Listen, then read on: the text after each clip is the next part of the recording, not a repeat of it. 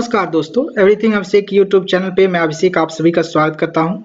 यह वीडियो इसी सीरीज का यानी कि सामान्य विज्ञान के जीव विज्ञान का जो सीरीज है उसी सीरीज का नेक्स्ट वीडियो होने वाला है। पिछले वीडियो में हम आप लोगों को बता चुके थे यहाँ तक, जो कि आपके स्क्रीन पे शो हो रहे होंगे, आप देख सकते हैं। इसमें हम आपको पिछले कक्षा में हम यहाँ पर यानी कि पिछले जो क्लास था यहाँ पर तक हम देख लिए थे, यानी कि परिसंचरण तंत्र के बारे में हम जान चुके थे। उसके बाद इस वीडियो में इस सीरीज में हम जानेंगे रक्त के बारे में, और यह जानकारी आप सभी के लिए बेहद ही इम्पोर्टेंट होगा, जो कि यह आधारित होता है वीडियो घटना चक्र के जो सामान्य विज्ञान है उस पर आधारित होता है, जो कि आए दिन कॉम्पिटिटिव एग्जामिनेशन के लिए बेहद ही इम्पोर्टेंट होता है। आइए शुरू करते हैं वीडियो। सबसे पहले मैं बताना चाहूंगा, अगर आप हमारे चैनल पर अभी तक नए हैं तो प्लीज आप सब्सक्राइब बटन प्रेस करके बेल आइकन प्रेस कर लीजिएगा, ताकि आपको नए वीडियो का नोटिफिकेशन सबसे पहले मिल सके। साथ ही साथ लाइक कर दीजिएगा वीडियो को और शेयर कर लीजिएगा दोस्तों के साथ। शुरू करते हैं।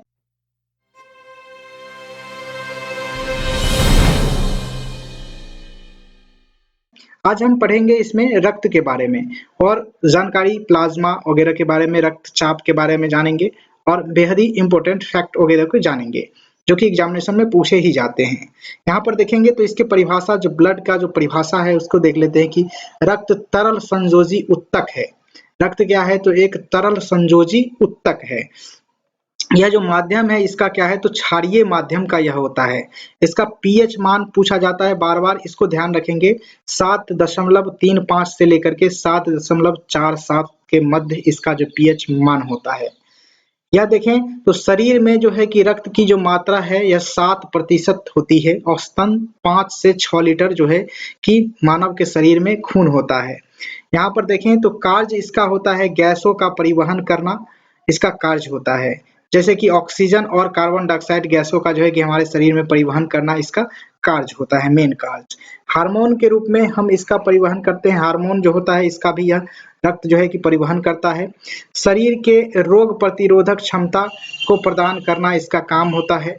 और साथ ही जाने आप यहाँ पर पोषक तत्वों का परिवहन करना इसका काम होता है। पोषक तत्वों का जो है कि परिवहन करना, या दो बार लिख दिया सेम को, तो ये आप जानेंगे एक ही बात में। तो उसके बाद देखें तो इसमें आप जानेंगे कि उत्सर्जित पदार्थों को वृक्क के माध्यम से शरीर के बाहर निकालने का जो काम होता है वह किया जाता है। किसके माध्यम से? वृक्क के द्वारा। यानी कि खून जो है, ब्लड है, उसमें जो उत्सर्जी पदार्थ होते हैं, उसके जो विकार पदार्थ होते हैं, यानी कि एक प्रकार से फिल्टर का काम हमारे शरीर में, खून के जो फिल्टरेशन का जो काम होता है वह किसके द्वारा किया जाता है? वृक्क के द्वारा किया जाता है, किडनी के द्वारा किया जाता है। ध्यान रखेंगे इस बात को। आगे बढ़ेंगे, रक्त के भाग के बारे में जानेंगे। रक्त के भाग एवं घटक कौन कौन से हैं? तो रक्त का भाग है एक प्लाज्मा और रक्त कोशिका। इसके बारे में जानेंगे। रक्त के भाग और घटक एक प्रकार से जानेंगे, प्लाज्मा और रक्त के कोशिका। रक्त के जो प्लाज्मा है यहाँ पर देखेंगे कि पूरे रक्त का 55 से 60% भाग क्या होता है? सबसे अधिक भाग होता है आपका प्लाज्मा ही होता है। उसके बाद देखें तो उत्तक, यानी कि रक्त के जो कोशिकाएं होते हैं उसकी किस प्रकार से होते हैं? तो पूरे रक्त का 40 से 45% जो भाग होता है वह रक्त कोशिकाएं के रूप में पाए जाते हैं। रक्त कोशिकाएं कौन कौन सी चीज होती हैं? तो आरबीसी और डब्ल्यूबीसी और प्लेटलेट्स, ये तीन चीज जो है मिल करके रक्त कोशिकाएं होते हैं। एक प्रकार से ये तीनों रक्त कोशिकाएं होते हैं, जो कि खून में 40 से 45% तक होते हैं, और प्लाज्मा सबसे अधिक होता है 55 से 60%। ध्यान रखेंगे इस बात को। आगे बढ़ेंगे तो प्लाज्मा के बारे में जानते हैं।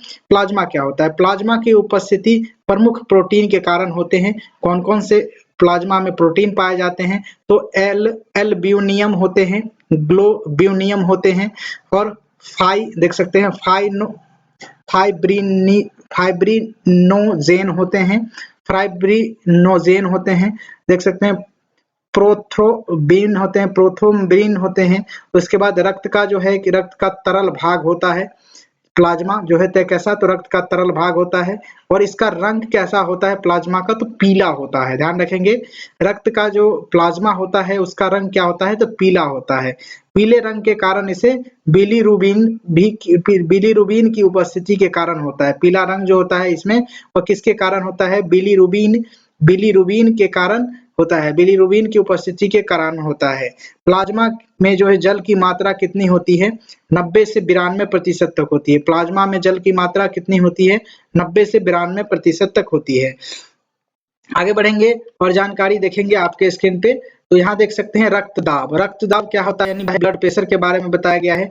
इसके परिभाषा को आप देखेंगे यहाँ से। तो परिभाषा देखिए, यहाँ से कहता है कि हृदय के संकुचन और अनुशिथिलन, यानी कि सिस्टोथोलिक और डायटोस्थोलिक, दोनों इंग्लिश में कहते हैं संकुचन और अनुशिथिलन। तो इसको कहते हैं सिस्थोलिक और डायस्थोलिक कहते हैं, के दौरान धमनियों के दीवारों पर धमनी के दीवारों पर रक्त द्वारा डाला गया दाब ही क्या कहलाता है? रक्त दाब कहलाता है। ध्यान रखेंगे, ब्लड प्रेशर कहलाता है। आगे है आपके स्क्रीन पे कि हृदय में संकुचन, हृदय में जो संकुचन होते हैं उसे संकुचन को क्या कहते हैं? तो सिस्टोथिलिक कहते हैं। सिस्टोथिलिक कहते हैं। सिस्टोथिलिक का जो है कि रक्तदाब 120 mmHg होता है। ध्यान रखेंगे, 120 mmHg होता है। हृदय के अनुशिथिलन, हृदय के जो है अनुशिथिलन, जिसे डायस्थोलिक कहते हैं, का जो है रक्तदाब क्या होता है? तो 80 mmHg होता है। उसके बाद अगला फैक्ट के रूप में एक स्वस्थ मनुष्य का रक्तदाब 120/80 होता है। 120/80 होता है। आगे देखेंगे जो कि रक्तदाब को मापने यंत्र, रक्तदाब को जो है कि मापने वाले जो यंत्र होते हैं उसे मैनोमीटर कहा जाता है। मैनोमीटर कहा जाता है। यहाँ देख सकते हैं मैनोमीटर के कहा जाता है। आगे बढ़ेंगे और जानकारी आपके स्क्रीन पे दिखाने की कोशिश करते हैं यहाँ से कि लाल रक्त कोशिका क्या होता है? रेड ब्लड कार्पलेस बोलते हैं इसे, कार्पलस बोलते हैं इसे। देख सकते हैं कि लाल रक्त कोशिका की उत्पत्ति के बारे में जाने तो बच्चे के जन्म से पूर्व इसकी उत्पत्ति प्लीहा या फिर अयकृत में हो जाता है। उसके बाद देखें तो यहाँ पर जन्म के बाद लाल अस्थि मज्जा यानी रेड बोन मैरो में हो जाता है, इसका निर्माण होता है। जन्म के बाद इसका जो निर्माण होता है रेड बोन मैरो में होता है, लाल अस्थि मज्जा में होता है, और जन्म से पूर्व होता है इसका निर्माण प्लीहा या फिर यकृत में इसका निर्माण होता है। ध्यान रखेंगे। उसके बाद देखें तो जीवन काल इसका जो होता है, लाल रक्त कोशिका जो जीवन काल होता है 120 दिन होता है या फिर 4 माह कह लें। मृत्यु इसका प्लीहा में हो जाता है, जिसे तिल्ली भी हम कहते हैं। नोट के रूप में हम यहाँ से जाने कि प्लीहा या फिर तिल्ली को आरबीसी का कब्रिस्तान कहा जाता है। लाल रक्त कोशिका यानी प्लीहा का जो है आरबीसी का जो कब्रिस्तान किसे कहते हैं? तो प्लीहा को कहते हैं। ध्यान रखेंगे, तिल्ली को कहते हैं। और प्लीहा को ब्लड बैंक भी कहा जाता है। प्लीहा को क्या कहा जाता है? तो ब्लड बैंक कहा जाता है। संख्या इसकी जो होती है वह 4.5 से लेकर के 5.5 मिली सेंटी क्यूब होता है। ध्यान रखेंगे, मिली सेंटी क्यूब होता है। उसके बाद देखें तो यहाँ पर देख सकते हैं 45 से 55 लाख प्रति क्यूबिक मिलीग्राम होता है इसका संख्या। इस बात को भी आप यहाँ पर डिनोट कर सकते हैं। जो लाल रक्त कोशिका का जो है कि संख्या कितनी होती है? तो 45 से 55 लाख प्रति क्यूबिक मिमी होता है। उसके बाद देखिए तो रंग इसका लाल होता है। यह लाल किसके कारण होता है? तो हेमोग्लोबिन के कारण होता है।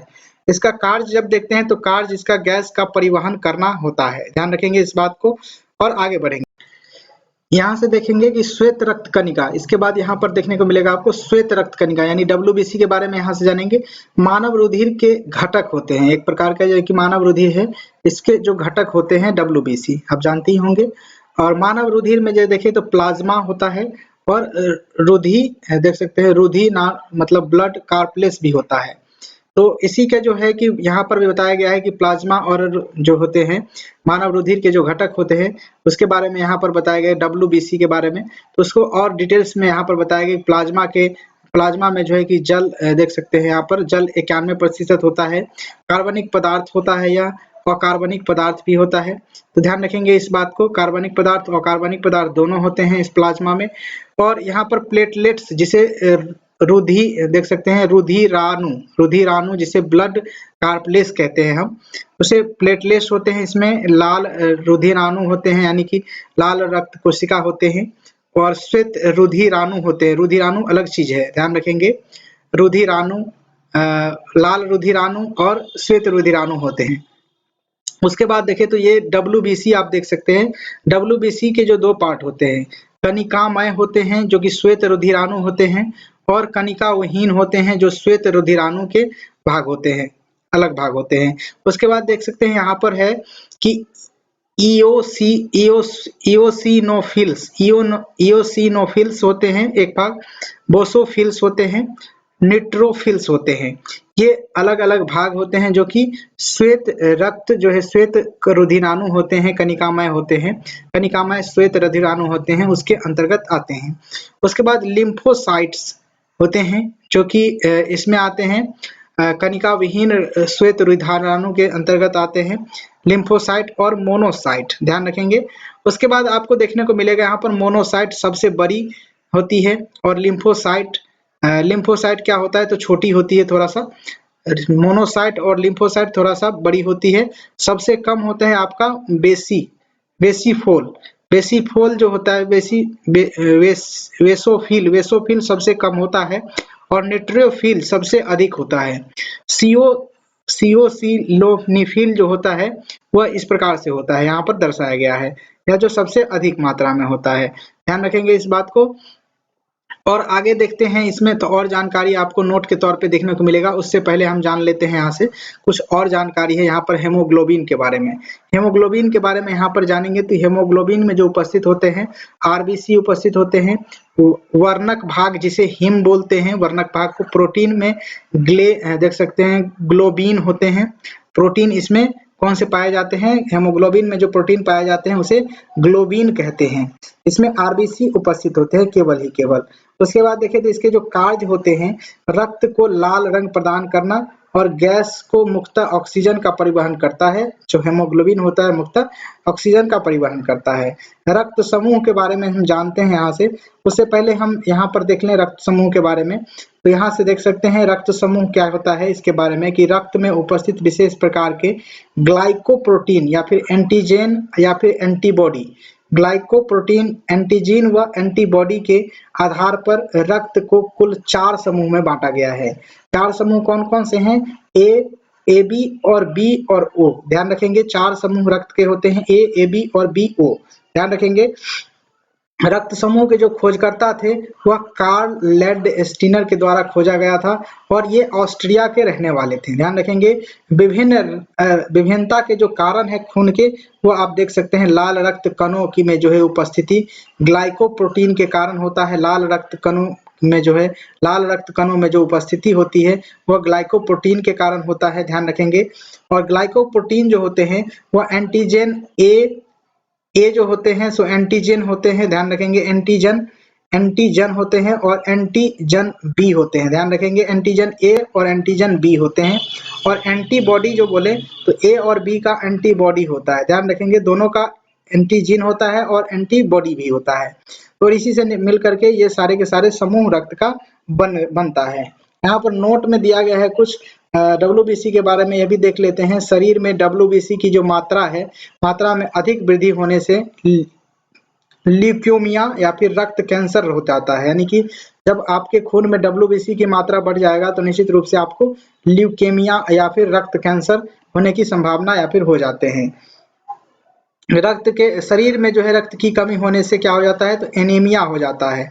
रक्त से कमी से क्या हो जाता है तो एनीमिया हो जाता है।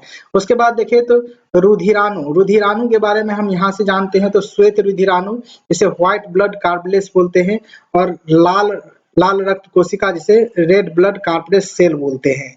तो इस बारे में हम जानेंगे यहाँ से और अच्छे तरीके से। अन्य नाम के रूप में हम जाने तो सैनिक या फिर वीर सिपाही बोला जाता है इसे, व्हाइट ब्लड कार्पलेस को, WBC को, ध्यान रखेंगे। इसका जो कार्य होता है रोग से प्रतिरक्षा प्रदान करना इसका काम होता है।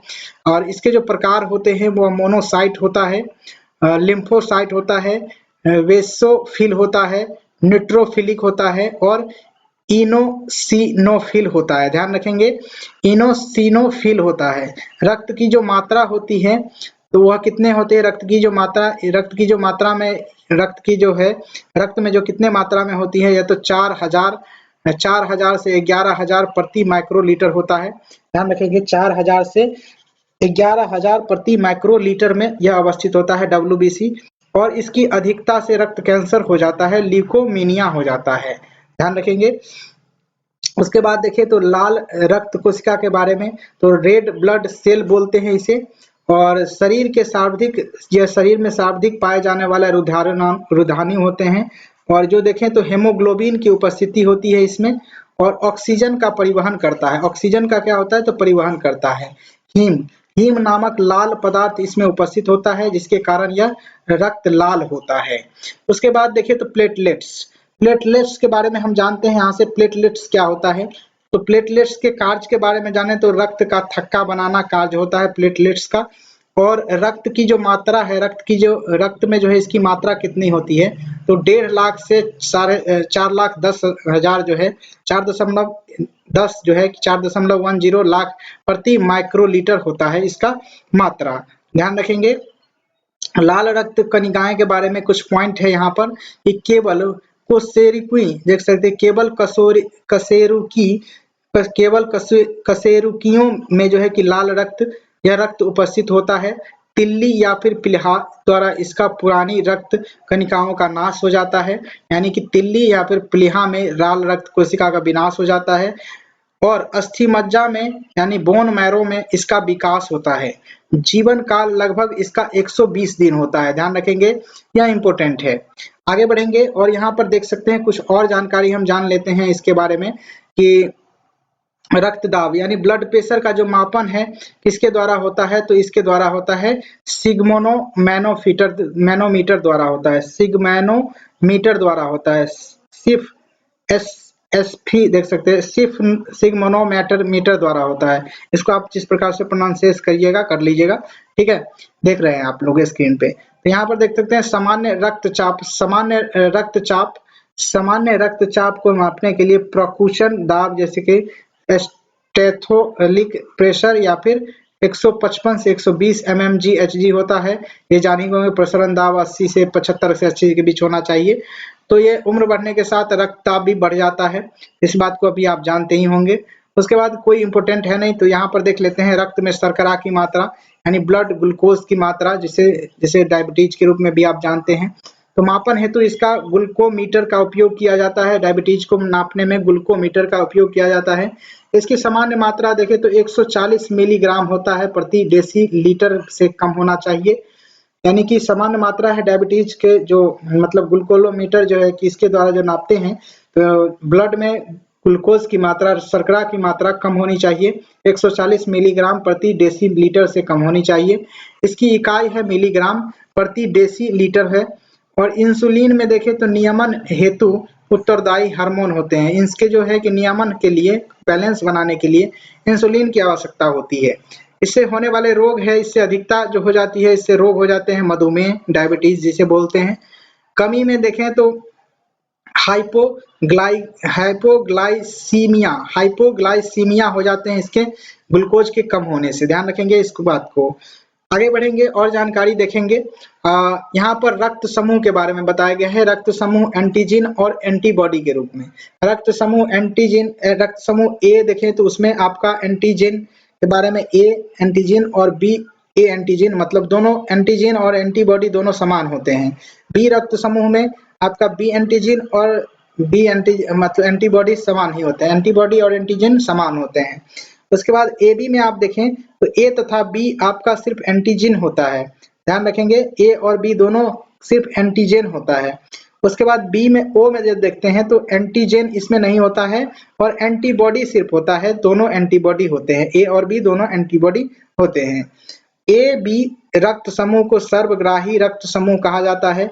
ए बी रक्त समूह वाले जो भी व्यक्ति हैं उनका जो समूह है उनका रक्त समूह सर्वग्राही के रूप में जाना जाता है। वो जो रक्त समूह वाले जितने भी हैं वह सर्वदाता रक्त समूह कहा जाता है, ध्यान रखेंगे, वो रक्त समूह वाले जो होते हैं वह सर्वदाता होते हैं।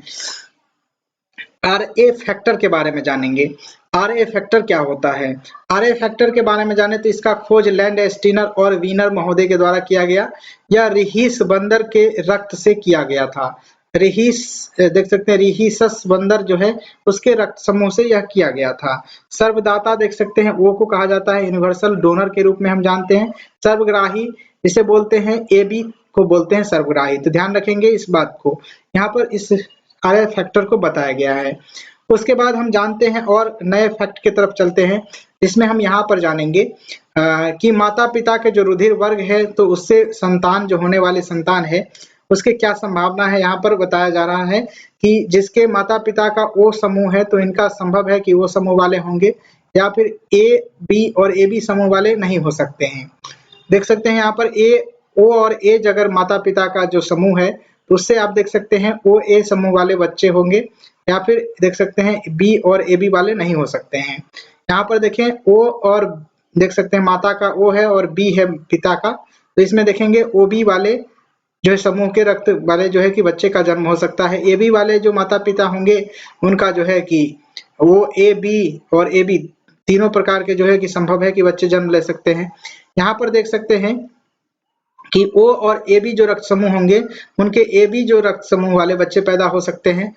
यहाँ पर देखिए तो ए और ए बी जो रक्त समूह है या फिर बी ए बी है या फिर ए बी है बच्चे मतलब जो है कि माता पिता के समूह, तो आप देखेंगे उसमें जो बच्चे पैदा होंगे तो वह ए बी और ए बी वाले रक्त समूह वाले बच्चे पैदा होंगे, लेकिन ओ समूह वाले बच्चे पैदा नहीं हो सकते हैं। ध्यान रखेंगे और आगे बढ़ेंगे तो देख सकते हैं प्राप्तकर्ता यानी रक्तदाता, आप देख सकते हैं रक्तदाता ए है तो ए वाले भी ले सकते हैं, बी वाले नहीं ले सकते हैं, ए बी वाले ले सकते हैं और ओ वाले नहीं ले सकते हैं। बी वाले देख सकते हैं, बी जो रक्तदाता बी वाले जो समूह के खून होंगे वह देख सकते हैं ए वाले नहीं ले सकते हैं, बी वाले तो ले सकते हैं, ए बी वाले ले सकते हैं और ये जो है कि नहीं ले सकते हैं ओ वाले। तो आप ध्यान रखेंगे ओ देख सकते हैं ए बी वाले जो होते हैं वह नहीं ले सकते हैं, इसमें जो हो सकते हैं ए बी वाले जो होते हैं वह भी नहीं ले सकते हैं, ये भी नहीं ले सकते हैं और जो है कि ए बी वाले ले सकते हैं और या ओ वाले तो ले ही नहीं सकते हैं। ओ वाले देख सकते हैं यह सभी भी किसी भी प्रकार के जो रक्त समूह होंगे उन सभी रक्त समूह को यह ग्रहण कर सकते हैं, ले सकते हैं। ध्यान रखेंगे वो समूह जो है कि सभी ग्रुप वाले जो है कि रक्त समूह को खून दे सकते हैं, इसके बारे में बताया गया है। उसके बाद देख सकते हैं रक्त समूह ए में आप देखें तो ए एंटीजन पाया जाता है। ए के बारे में बताया गया कि प्लाज्मा में इस उपस्थिति एंटीबॉडी इसमें बी होते हैं, एंटीजन ए होते हैं। ये चीज आप देख ही होंगे, समझ गए होंगे, बार बार इसको बचाने की जरूरत नहीं है। फिलहाल आगे बढ़ेंगे और जानकारी देखते हैं जो कि इम्पोर्टेंट है। आगे देख सकते हैं आज स्क्रीन पे कि उत्सर्जन तंत्र के बारे में हम नेक्स्ट वीडियो में समझेंगे। इसे एक्सट्रैक्टोरी सिस्टम बोलते हैं, उत्सर्जन तंत्र को, और इसके बारे में हम नेक्स्ट वीडियो में समझेंगे। फिलहाल के लिए बस इस वीडियो में इतना ही। Thank you for watching this video. जय हिंद, वंदे मातरम।